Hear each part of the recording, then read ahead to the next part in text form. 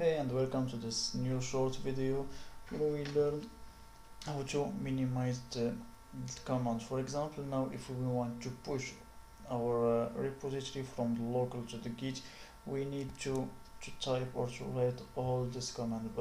And we know that a lot of developer and IT person don't want to type a lot of command.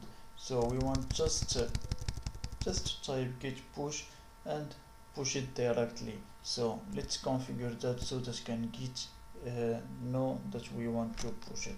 And to do that we will use the command git config dash global then push dot default and we click simple. Now we hit enter.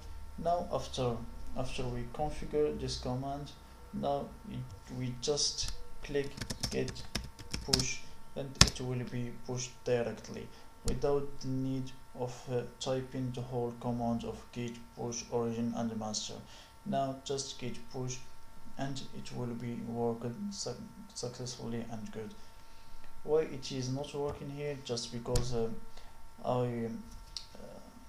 everything is updated. Yeah, I just push it, so there is no modification or update. That's why it tells us that everything is up to date. So this is all for now. See you soon.